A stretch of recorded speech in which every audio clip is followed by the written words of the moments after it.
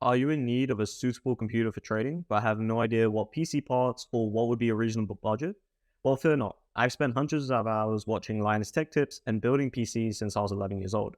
Allow me to guide you through everything you need to know to get you started creating a killer trading PC. First, let's go over budget. Contrary to popular belief, you don't need to spend a fortune on a trading PC.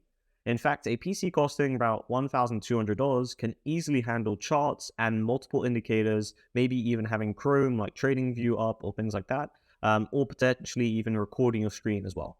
However, if you do prefer a more high-end option, I would say after around $2,000, it becomes diminishing returns and you're not going to get much more for your bang for your buck. So keep in mind that's kind of the upper limit.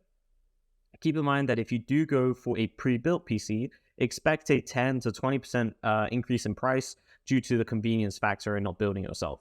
If you've never built a PC before, it's not too difficult. It will probably take you a couple hours to get everything sorted unless you have like a helping hand. But if you do just want ease, as most traders do, I definitely do recommend pre-builds. There are a couple good websites that do that nowadays. Personally, in the UK, I use AWDIT, which are okay for pre-builds. That's the only one I've ever tried out for pre-builds. Most of the other times I've built my own PCs. But in the US, I wouldn't be too sure. I think CyberPower is sort of okay, but they do charge a good convenience tax as well. Now, first is the CPU component. Now, consider the CPU as the brain of your computer. It's responsible for handling all the calculations. It's important to prioritize a higher quality and faster CPU. Don't be fooled by the misconception that more cores equals better performance, because the core count will be simply limited by your trading software. Now, some recommendations for CPUs, I would normally recommend an i5 or an i7 series. I have personally never used AMD CPUs. I have heard good things about their Radeon series, but I normally stick in my comfort zone of what I'm used to, and normally Intel for me has always been great. The drive has always been very easy to install, and I've never really had any complications. And I think, as with most traders, having things that are just functional, easy to use is very important. Now, GPU.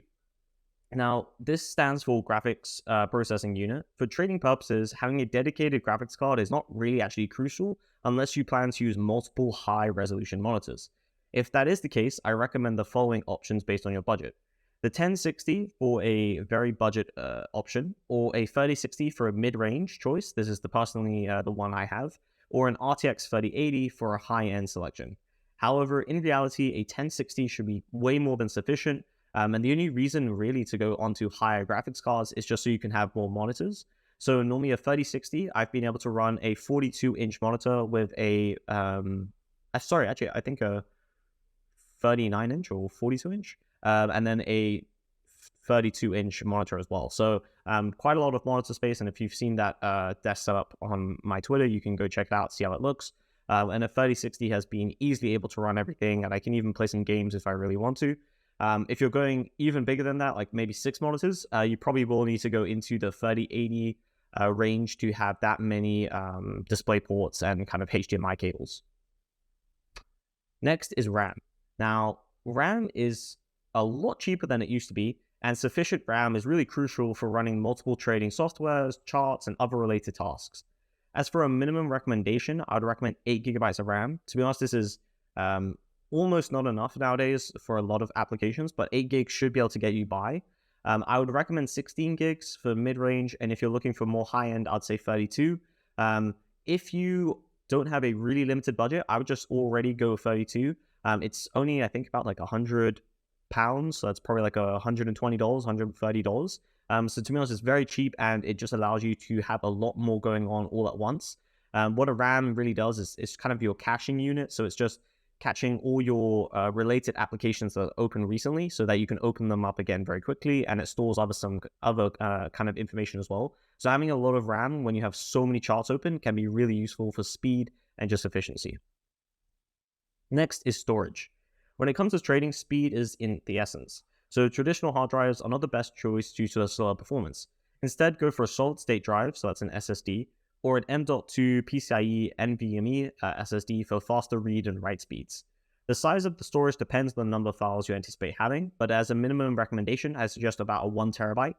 These are also not super expensive nowadays, so getting an SSD or an NVMe is really useful. Now, this won't necessarily impact your day-to-day trading, but the boot time of your computer, opening up your trading softwares, opening up anything else you maybe have running, or especially if you're recording your streams, this will really ease the load on that kind of stuff. So having a good storage unit is very important, especially if you're also storing all those recordings of your tradings or things like that. So having good storage is very crucial. Last is the motherboard. So this component acts as a flat circuit board that connects and holds together all the other components of your computer, enabling them to communicate and work in harmony.